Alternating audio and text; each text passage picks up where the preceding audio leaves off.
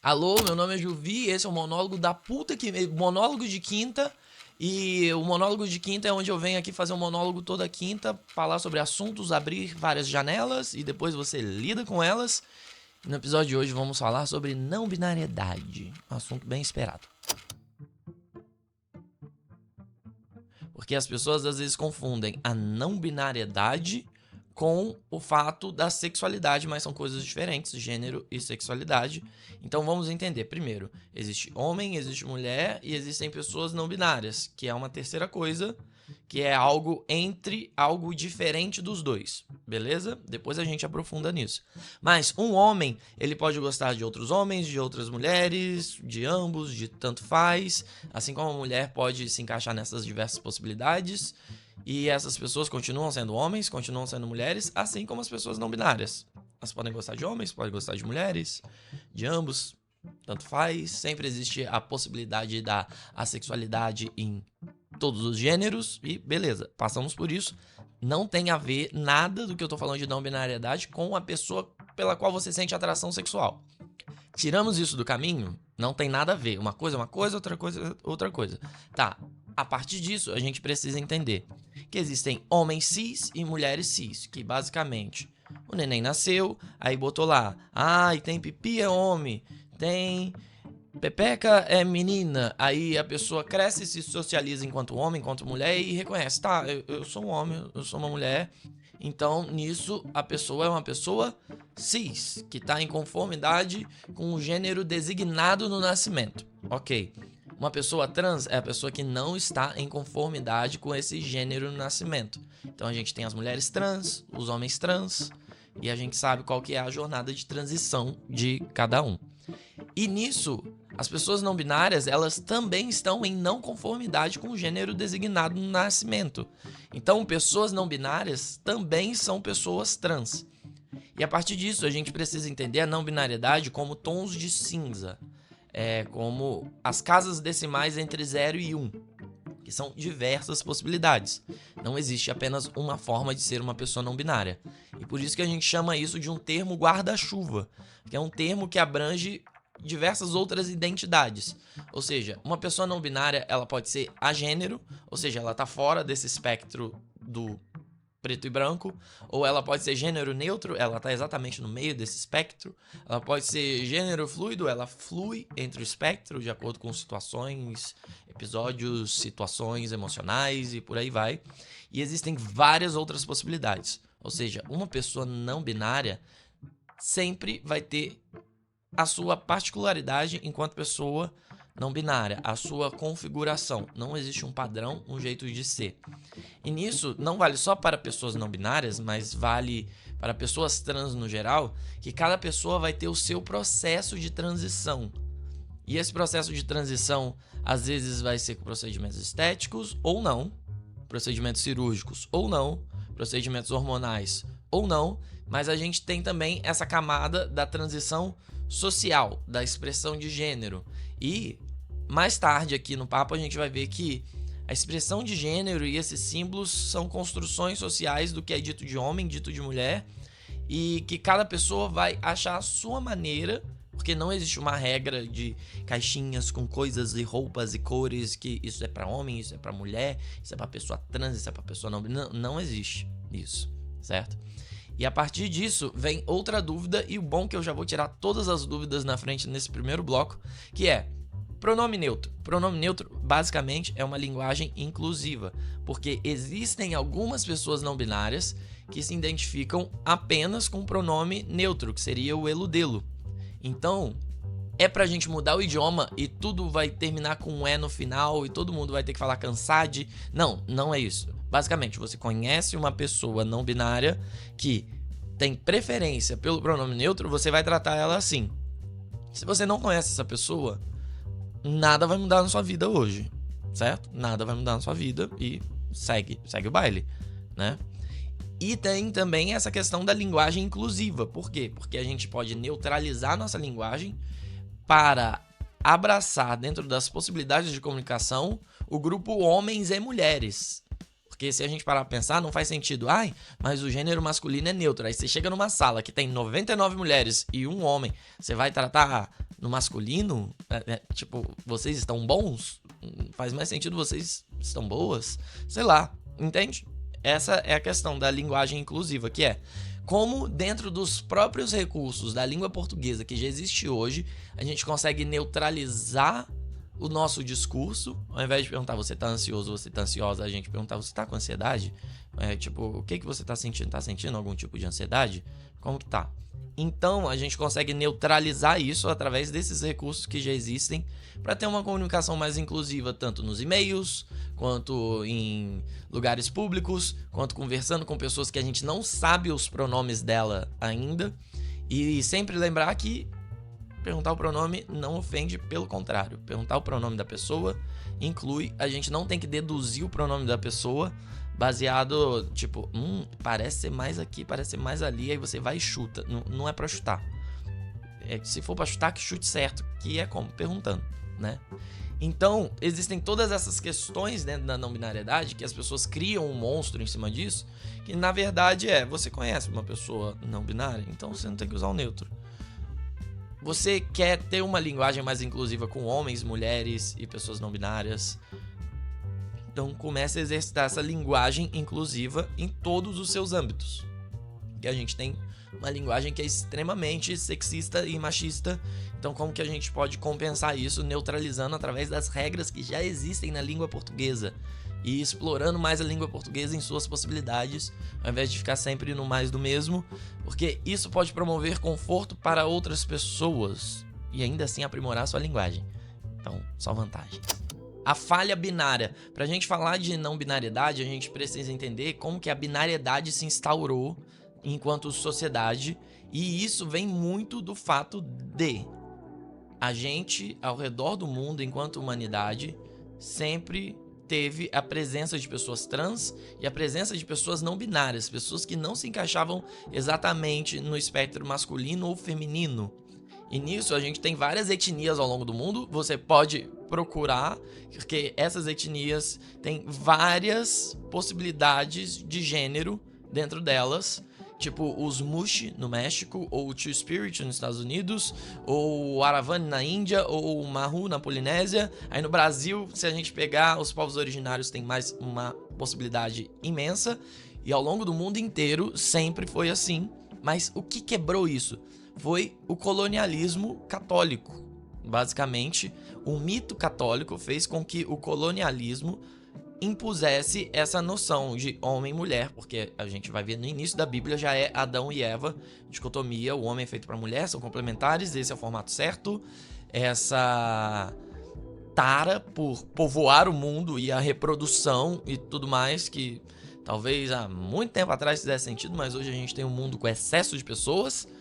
Então, esse mito católico, quando ele vem colonizar os países de terceiro mundo, é do interesse deles apagar qualquer outro traço de identidade de gênero que não se encaixe na dicotomia binária bíblica, que é basicamente Adão e Eva, um tem que casar com o outro, aí tinha um patriarca, Abraão, aí a gente sabe que tudo isso tem relação também com a propriedade privada, manter terras, como manter uma linhagem familiar e repassar as riquezas através da herança.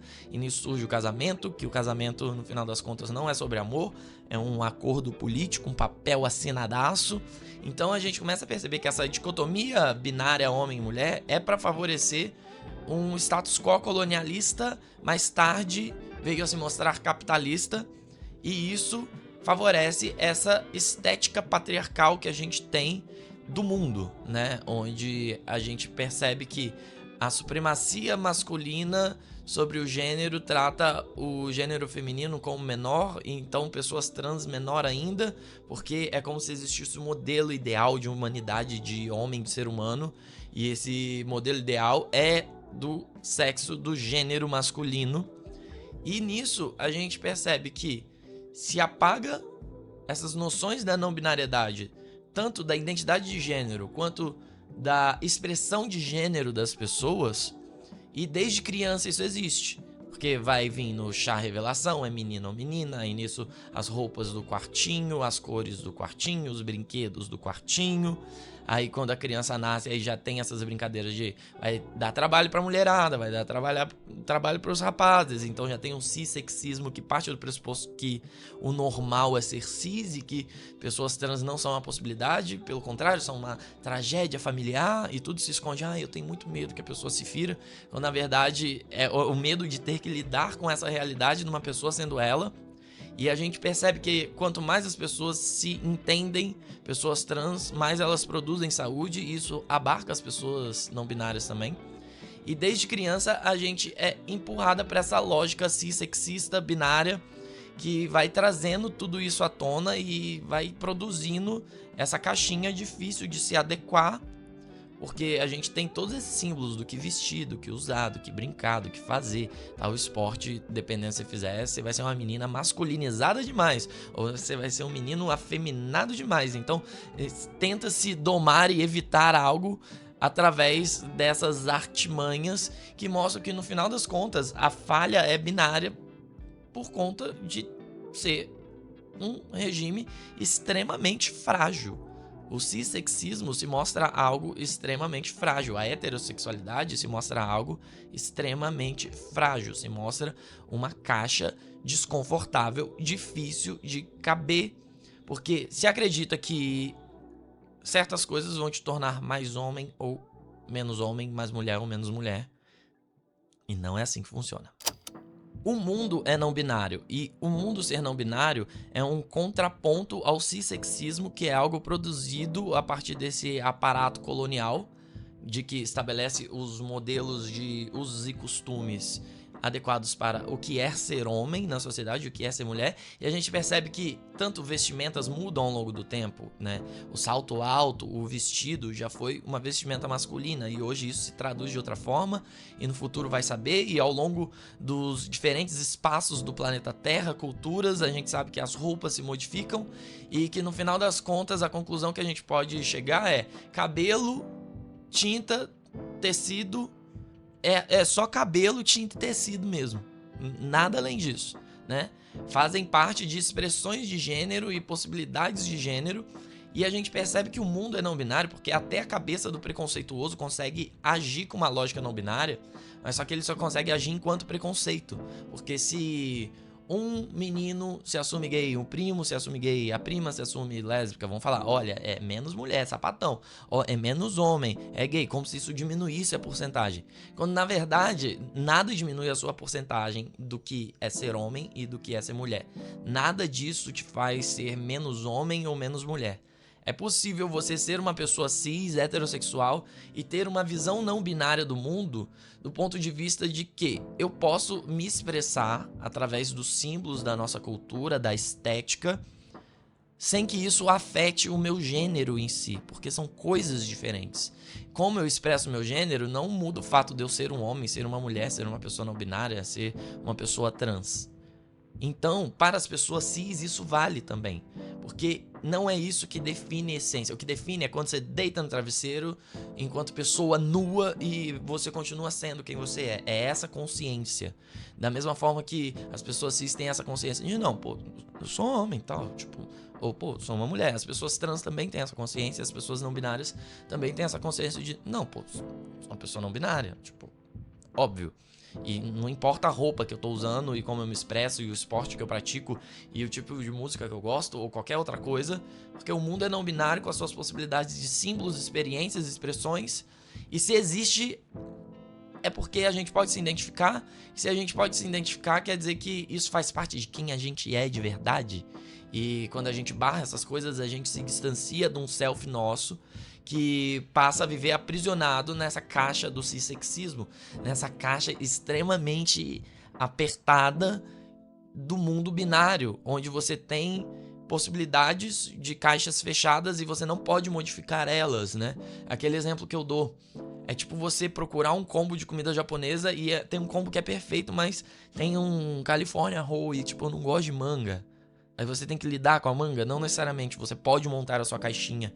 Ou como diria aquela música instrumental do Pink Floyd, Any Color You Like. Qualquer cor que você gostar pode ser sua, pode fazer parte de você, porque nada disso vai afetar o quanto você tem de masculinidade e feminilidade, o quanto do seu gênero pode ser modificado por isso. Nada do seu gênero pode ser modificado por esses fatores externos. É uma consciência e uma certeza sua. E a gente percebe que isso é apagado posteriormente na história por conta desse regime da diferença sexual, que o Paul Preciado fala bastante sobre, e também sobre o surgimento do sujeito patriarco colonial, que é o sujeito que é um modelo de fazer a manutenção desse status quo de uma sociedade patriarcal colonial, onde a gente vai enxugar tudo que não é dessa cartilha do cissexismo, né? De que existe um modelo funcional de ser humano enquanto a gênero e sexualidade, e qualquer coisa que esteja fora desse modelo é desviante, é problema, é monstro, é aberração, é desvio, quando na verdade não. E eu queria encerrar esse monólogo lendo um trecho do livro Eu Sou o Monstro que Vos Fala, do Paul Preciado. Vou deixar o nome escrito aí na descrição bonitinho, então não se preocupe em anotar ou printar, não tem problema. E vamos encerrar assim. Antes do século XIX, a mulher não existia nem anatômica nem politicamente como subjetividade soberana. O paradigma monossexual funcionaria segundo o sistema de semelhanças, no qual o corpo feminino estaria representado como uma variação hierarquicamente inferior do masculino. O corpo das mulheres não seria conhecido como entidade anatômica, como sujeito político ou tendo existência ontológica, autônoma e plena. Antes do século XVIII, uma vagina era um pênis invertido, o clitóris e as trompas de falópio não existiam, e os ovários eram testículos interiorizados. A ginecologia era apenas obstétrica. Não havia mulheres. Haviam mães em potencial. Eram as menstruações e a capacidade de gestação que definiam a feminilidade, e não a forma dos órgãos. A genitalidade como indicador anatômico-político da diferença sexual é uma invenção muito recente. No regime patriarcal, só são reconhecidos como soberanos os corpos masculinos e sua sexualidade. O corpo e a sexualidade feminina são subalternas, dependentes e minoritárias. Ao longo do século XVIII e XIX, as novas técnicas médicas e visuais deram origem progressivamente a uma estética da diferença sexual, que opõe a anatomia do pênis à da vagina, os ovários ao testículos, a produção de esperma à reprodução uterina, cromossomos X e Y, mas também o trabalho produtivo masculino e a domesticidade reprodutiva feminina. Apesar de suas diferenças de metodologia e análise, a maioria dos historiadores concordam que, no final do século XVIII, a invenção da estética anatômica da diferença sexual serviu para sustentar a ontologia política do patriarcado, estabelecendo as diferenças naturais, entre aspas, entre homens e mulheres, em uma época que a universalização de um corpo humano só vivo poderia ter vindo a legitimar os acessos das mulheres às tecnologias de governo e vida política. Poderíamos dizer que o sujeito patriarco-colonial moderno usa a maior parte de sua energia psíquica para produzir uma identidade binária normativa. Angústia, alucinação, melancolia, depressão, dissociação, opacidade e repetição são os custos psicológicos e sociais resultantes do duplo processo de extração da força de produção e da força de reprodução. A psicanálise não é uma crítica dessa epistemologia, mas a terapia necessária para que o sujeito patriarco-colonial continue a funcionar apesar dos custos psíquicos e da indescritível violência desse regime. Mas em vez de mudar a epistemologia, eles decidem modificar os corpos, normalizar as sexualidades, retificar as identificações. Então precisamos ir contra o regime da diferença sexual, porque isso só reduz as nossas possibilidades de ser. O mundo é não binário. E nós também podemos ver o mundo com a não binariedade dependente do nosso gênero. E isso faz com que a gente encontre a gente e o nosso conforto.